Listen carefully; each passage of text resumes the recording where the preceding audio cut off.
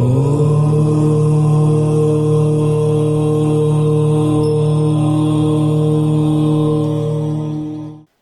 கிருஷ்ணா. நமோ விஷ்ணுபாதாய கிருஷ்ண பிரேஷ்டாய பூத்தலே ஸ்ரீமதே பக்தி விகாச சுவாமி நிதிநாமினே. கிருஷ்ணமிர்தம்ன்ற தலைப்பில் ஸ்ரீமத் பாகவத புராணத்தினுடைய 10வது ஸ்கந்தத்தினுடைய 9வது அத்தியாயத்தை இன்றைக்கி பார்க்க போகிறோம். ரொம்ப ரொம்ப முக்கியமான அத்தியாயம் இது. நாம் எல்லாம் தெரியுமில்ல, தாமோதரர் அப்படின்னு சொல்லி பகவானை போற்றி போற்றுறோம், பகவான் லீலைகளை பற்றி கேட்கிறோம். எப்படி பகவானுக்கு பேர் தாமோதரன் எப்படி வந்தது அப்படின்றதான் இந்த 9வது அத்தியாயத்தினுடைய சாராம்சம். தாம உதரன், அதான் அவருக்கு பேர் தாமோதரன். அது எப்படின்னு பார்ப்போம். எவ்வளோ அற்புதமான லீலை. இந்த லீலை நடந்தது தீபாவளி அன்னைக்கு அப்படின்னு சாஸ்திரங்கள் சொல்கின்றன. தீபாவளி அன்னைக்கு இந்த விஷயம் நடந்தது. இந்த நம்ம பார்க்கக்கூடிய லீலை நடந்தது. இது பிரம்ம வைவர்த்த புராணத்தில் தாமோதராஷ்டகம் அப்படின்னு சொல்லி ஒரு 8 அற்புதமான ஸ்லோகங்கள் வருது. தாமோதரை போற்றி எப்படி தாமோதரை நாம் பாவிக்க வேண்டும், எப்படி தாமோதரை நாம் புரிந்து கொள்ள வேண்டும் அப்படின்ற விஷயங்களை இந்த தாமோதராஷ்டகம் அப்படின்னு சொல்லி ரொம்ப அற்புதமான சத்தியவர்த்த முனி எழுதிய அந்த அற்புதமான ஸ்லோகங்கள் 8 ஸ்லோகங்கள் இருக்குது. அந்த ஸ்லோகங்களுடைய ரொம்ப அற்புதமாக பாடி நமது இஸ்கான் அமைப்பில் எல்லா இடங்களிலும் உலகம் முழுக்க இன்றைக்கி அமெரிக்கா போனாலும் சரி, ஆப்பிரிக்கா போனாலும் சரி, ஆஸ்திரேலியா போனாலும் சரி, இந்தியாவிலும் சரி, ஒவ்வொரு கோவிலிலும் இந்த தாமோதர மாதம்னு சொல்லக்கூடிய அந்த கார்த்திகை மாதத்தில் என்ன பண்ணுவாங்க அப்படின்னா, எல்லா நபர்களும் யாரும் பாரபட்சம் பார்க்காமல் யாராக இருந்தாலும் கோயிலுக்கு வந்து பகவானுக்கு நெய் விளக்கு ஏற்றி ஆர்த்தி காட்ட முடியும். ஏன்னா சாஸ்திரம் என்ன சொல்கிறது அப்படின்னா, அந்த கார்த்திகை மாதத்தில் யார் பகவானுக்கு நெய் விளக்கு ஏற்றுறாங்களோ அவர்கள் எண்ணிலடங்காத புண்ணியத்தை பெறுகின்றார்களாம். அவருக்கு திருப்திப்படுத்தக்கூடிய விஷயம் அது. அந்த தாமோதரரை எப்படி திருப்திப்படுத்தலாம், எப்படி தாமோதரை நாம் போற்ற போகிறோம், எப்படி தாமோதருடைய விஷயங்களை லீலைகளை எப்படி நம்ம உள்வாங்கிக் கொள்ள போகிறோம் அப்படின்ற விஷயத்தை நாம் முதல்ல புரிஞ்சுக்கணும். அதுதான் இன்றைக்கி இந்த 9வது அத்தியாயத்தில் ரொம்ப அற்புதமாக வந்து கொண்டிருக்கு. அப்போ என்ன பார்த்தோம் அப்படின்னா, ஒரு நாள் நடந்த நிகழ்ச்சி. ஒரு நாள் யசோதா மாயி தானே கிருஷ்ணருக்காக சிறந்த வெண்ணெய் ஏற்படுத்தணும். நந்தகோபர் அந்த கோபியர்கள் எல்லாருக்கும் அவர்தான் மகாராஜா, அவர்தான் வைஷ்ய மகாராஜா. அந்த மகாராஜா என்ன பண்ணுவார், அவருக்கு வீட்டில் பணிவிடை செய்வதற்கு எக்கச்சக்கமான ஆட்கள் இருக்காங்க. யசோதா மாய்க்கும் அப்படித்தான். அவர் வீட்டில் செய்யக்கூடிய எல்லா விதமான செயல்களை செய்வதற்கும் ஆட்கள் இருக்காங்க.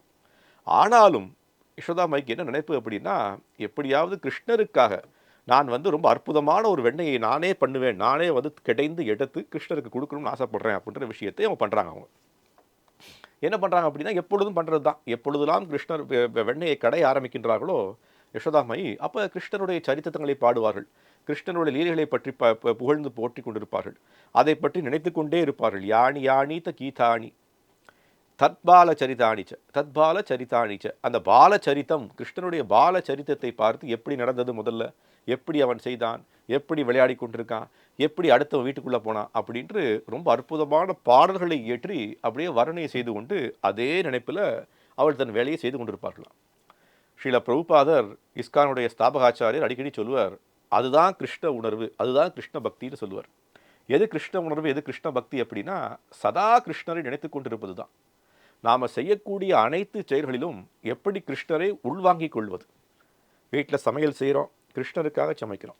வீட்டை சுத்தம் பண்ணுறோம், கிருஷ்ணருக்காக செய்கிறோம். நாம் ஏதாவது வேலை செய்கிறோம், ஏதாவது வைஷ்ய வேலைகள் பண்ணுறோம், அதுவும் கிருஷ்ணருக்காக செய்கிறோம்.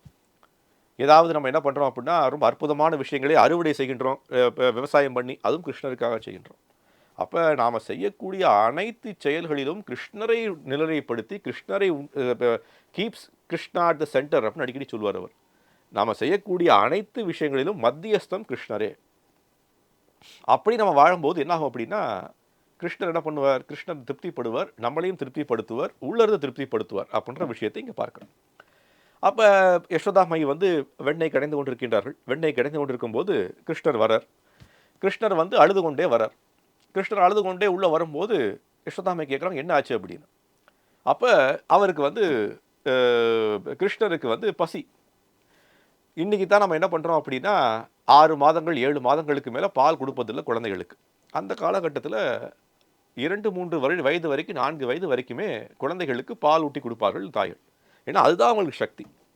ஸோ அவர் என்ன பண்ணார் அப்படின்னா, கிருஷ்ணருடைய சிந்தனை என்ன, இவங்க அந்த அந்த வெண்ணெய் கடைவதை நிப்பாட்டி எனக்கு பால் கொடுக்க வேண்டும் அப்படின்ற விஷயத்துக்காக அவர் நிர்பந்தப்படுத்துவார் யசோதா மாயி, எனக்கு பசிக்கிறது அப்படி.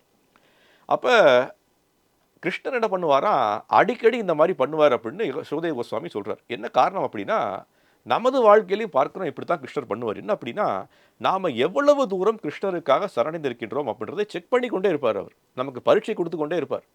நான் கிருஷ்ண பக்தன் தான் அப்படின்னு சில பேர் நபர் சொல்வார்கள். அவர்கள் கிருஷ்ண பக்தர்கள் தானா அப்படின்றது எப்படி நம்ம வந்து நிரூபணம் செய்ய முடியும்? எவ்வளவு தூரம் கிருஷ்ணருக்காக சரணடைந்திருக்கின்றார்கள், வாழ்க்கையை அர்ப்பணித்திருக்கின்றார்கள், வாழ்க்கையை கிருஷ்ணருக்காக நாம் எல்லா செய்யக்கூடிய செயல்களும் கிருஷ்ணருக்காகவே செய்கின்றேன்ற விஷயங்களில் எப்படி வாழ்ந்து கொண்டிருக்கின்றார்கள். இப்ப அதுதான் என்ன அப்படின்னா, அவங்களுக்கு வந்து ரொம்ப முக்கியமான விஷயம் என்ன அப்படின்னா, கிருஷ்ணர் எப்பொழுதும் பார்த்து கொண்டே இருக்காராம். இந்த நபர், இந்த ஆத்மா எவ்வளவு தூரம் எனக்காக சரணடைந்திருக்கின்றான் அப்படின்ற விஷயத்தை பார்க்கின்றார் அவர். அப்ப பார்க்குறார் யசோதா மாய்க்கு முதல்ல என்ன அப்ப வந்து வெண்ணெய் கடைவதை நிப்பாட்டிட்டு என்ன பண்றாங்க அப்படின்னா, அவங்க வந்து கிருஷ்ணருக்கு பால் கொடுப்பதற்கான வேலையை ஆரம்பிக்கின்றார்கள். அப்ப நம்ம பார்க்கிறோம்ல, அடிக்கடி சொல்லுவாங்க, அழுகின்ற குழந்தைக்கு பால் கிடைக்கும் அப்படின்னு இல்லையா? நம்ம ஆங்கிலத்துல சொல்ற மாரி தான் crying baby get milk. So வந்து எப்படி குழந்தை வந்து அழுது கொண்டே இருக்கு. அதுக்கு எப்படியா அழுகையை நிப்பாட்ட வேண்டும் தாயினுடைய கடமை. அந்த தாயினுடைய கடமை காரணமாக அதுக்கு வந்து பால் கொடுக்க வேண்டிய விஷயத்தில் அவர் ஆட்சி புரிகின்றார். அப்ப என்ன நடக்குது அப்படின்னா, இவர் பால் குடுத்துக் கொண்டிருக்கும்போது, அங்க பார்க்கின்றார், அங்க அடுப்புல பால் பொங்கி வந்து கொண்டிருக்கு. இன்னொரு பால் வைத்திருக்கிறார், அந்த பால் பொங்கி வருது. அப்போ யசோதாம்மா என்ன பண்றா அப்படின்னா, உடனே அந்த பாலை இறக்கணும். ஏன்னா பால் பொங்கி வந்து கொண்டிருக்கே அப்படின்னு கிருஷ்ணரை கீழ வைத்துவிட்டு, அந்த பால் பாத்திரத்தை எடுத்து கீழ வைப்பதற்காக போறார். கிருஷ்ணருக்கு ஒரே கோபம். என்னை விட அந்த பால் பாத்திரம் உனக்கு முக்கியமாக தெரிந்து விட்டதா? நான் முக்கியமாக தெரியவில்லையா? அப்படின்ற என்ன பண்றாரு அப்படின்னா, ஒரு வெளிப்பாட்டை வெளிப்பாட்டணும். அப்ப யசோதாம்மைக்கு நான் ஒரு பாடம் புகுட்டுறேன் அப்படின்னு சொல்லி என்ன பண்றாரு அப்படின்னா, அப்படியே போய் அந்த அடுத்த இருக்கக்கூடிய அந்த அறையில போய், அந்த ஒரு சின்ன கல்லை எடுத்து, மேல கட்டப்பட்டிருக்கின்ற அந்த வெண்ணெய் பாத்திரத்தை எடுத்து விட்டு எறிகிறார். அந்த பாத்திரம் உடைந்து, அந்த அறை முழுக்க அப்படியே எல்லாம் வந்து வெண்ணெய்கள் வந்து பறந்து வந்துச்சு. அவர் என்ன பண்ணார் அப்படின்னா, தன்னுடைய அழுது கொண்டே போனார் இல்லையா? அந்த அழுகையை காட்டிக்கொண்டு, அது வந்து எல்லாம் பொய் அழுகை தான். நம்ம பார்த்துருப்போம் குழந்தைகள். எப்படி பொய் அழுகை அழுகணும், எப்படி நிஜமான அழுகை அழுகணும் அவங்க நல்லா தெரியும். எப்படி பொய் அழுகை எப்படி அழுகணும் அப்படின்றத இங்கே அற்புதமான ஸ்லோகங்கள்ல நம்ம சுகதேவ கோஸ்வாமி சொல்றார். அந்த பொய் அழுகை வந்து கொண்டே இருக்கான், ஆனா வெண்ணெய் சாப்பிட்டு கொண்டே இருக்காராம். எப்படி அந்த பொய் அழுகை வரும் அப்படின்ற விஷயத்திற்கு ரொம்ப அற்புதமான உவமை இங்க இருக்கு. நீங்க எல்லாம் படித்து புரிந்து கொள்ளணும். அப்ப அது என்ன பண்றாரு அப்படின்னா, அந்த தனியான இடத்துல போய் அந்த வெண்ணெயை சாப்பிட்டு கொண்டிருக்கார். அதே மாரி என்ன பண்ணாரு அப்படின்னா, அந்த வெண்ணெய்களுக்கு திருப்பி மறுபடியும் அவருடைய எப்பொழுதும் செய்யக்கூடிய செயல் தான். ஏதாவது வெண்ணெய் தான் தனியாக சாப்பிட மாட்டார். உடனே குரங்குகளை வர வைப்பார், குரங்குகளுக்கும் கொடுப்பார், குரங்குகளுக்கு கொஞ்சம் வெண்ணெய் கொடுத்து தானும் வெண்ணெய் விட்டு வாழக்கூடிய நபர் தான் கிருஷ்ணர் அவர். அப்ப யசோதாம்மை வராங்க திரும்பி. வந்து பார்த்தா அங்க கிருஷ்ணர் இல்ல. ஆனா குரங்குகள் அங்கங்க ஓடிக்கொண்டிருக்கு. குரங்குகள் கையில வெண்ணெய் இருக்கு. யசோதாம்மை பார்க்குறாங்க. என்ன விஷயம்? எப்படி குரங்குகள் கையில வெண்ணெய் வந்தது? அப்படின்னு உள்ள போய் பார்த்தா, அங்க வந்து எல்லாம் வெண்ணெய் உடைக்கப்பட்டிருக்கு. எல்லா குரங்குகளும் சாப்பிட்டு கொண்டிருக்கின்றன. அப்ப கிருஷ்ணர் அங்க இல்ல, அங்க காணோம். கிருஷ்ணர் இந்த இடத்துல இல்லை. அவர் ரொம்ப சாதுரியமான விஷயமாச்சே. என்ன பண்றாரு அப்படின்னா, வெண்ணெயை உடைத்தாச்சு. யசோதாமை கண்டிப்பாக வந்து நம்மளை வந்து தண்டிக்க போறார். அந்த தண்டனையிலிருந்து நான் எப்படி தப்பிப்பதுன்னு சொல்லி என்ன பண்றாரு அப்படின்னா, உடனே அந்த இடத்தை விட்டு கிளம்பி போயிட்டார் அவர். பார்க்குறான், குழந்தை எங்கன்னு தெரியல. ஆனா வெண்ணெய் உடைக்கப்பட்டிருக்கு, கல்லால் எறியப்பட்டிருக்கு, அந்த பாத்திரம் உடைச்சாச்சு, வெண்ணெய் கீழ இருந்துக்கு, எல்லா விதமான குரங்குகளும் வெண்ணெயை சாப்பிட்டு கொண்டிருக்கின்றது. இல்லையா? அப்ப என்ன பண்றாரு அப்படின்னா, எல்லா இடத்துலயும் பார்க்கிறார் அவர். ஒரு அடுத்த அறைக்கு போனா கிருஷ்ணர் என்ன பண்றாரு அப்படின்னா, ஒரு பெரிய நம்மளுடைய அந்த ஆட்டுக்கல் இருக்கும் இல்லையா? அந்த அந்த மரக்கல்லுல நாமெல்லாம் வந்து எப்படி மசாலா அரைப்பதற்கோ அல்லது ஏதாவது தானியங்களை அரைப்பதற்கு பெரிய உரல் மாரி வச்சிருப்போம் இல்லையா? அந்த உரல் மேல உட்கார்ந்து சாப்பிட்டு கொண்டிருக்கார் வெண்ணெய. அப்ப அதான் வந்து சத்யவிரத முனி எழுதுறார். நமாமீஸ்வரம் சச்சிதானந்த ரூபம் லசத் குண்டலம் யோகி. என்னன்னா, நமாமீஸ்வரம் சச்சிதானந்த ரூபம். அந்த சச்சிதானந்த ரூபம் நமாமீஸ்வரம், நான் வணங்குகின்றேன். அவ்வளவு அற்புதமான ரூபமா. அந்த ரூபத்துல என்ன பண்றாரு அப்படின்னா, கிருஷ்ணர் வந்து தன்னுடைய தாயார் வந்து தன்னை தண்டிக்க போறாங்களோ அப்படின்ற ஒரு பயத்துல உட்கார்ந்து இருக்காராம்.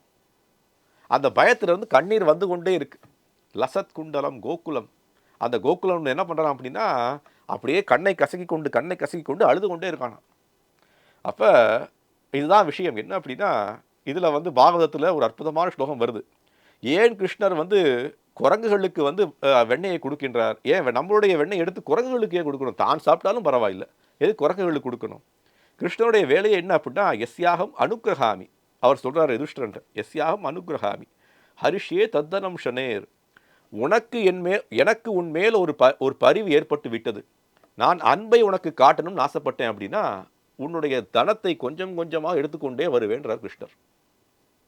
ஹரிஷ்யே தத்தனம் ஷனேர், உன்னுடைய ஹரிஷ்யரை எடுத்து விடுவேன். தத் தனம், உன்னுடைய தனம், ஷனேர் கொஞ்சம் கொஞ்சமாக எடுத்து விடுவேன். யாராவது ஒருத்தர் ரொம்ப ரொம்ப ஏழ்மை நிலைக்கு தள்ளப்பட்டு இருக்கார், கஷ்டப்பட்டு கொண்டிருக்காருன்னு என்ன அர்த்தம்? கிருஷ்ணருடைய பரிவு இருக்குன்னு அர்த்தம். கிருஷ்ணர் என்ன பண்ணுவாரா, உங்களுக்கு மறுபடியும் பௌதிக வாழ்க்கையினுடைய நிரந்தரமற்ற விலையை காட்டுவதற்காக என்ன பண்ணுவார், நம்ம இருக்கக்கூடிய தனத்தை கொஞ்சம் கொஞ்சமாக எடுத்துக்கொண்டே வரார். இங்கேயும் அதான் பண்ணுறார். உங்களுடைய தனம் என்ன? அந்த வெண்ணெய். உங்கள் தனம் உங்களுக்கு அகங்காரத்தை கொடுக்கின்றது.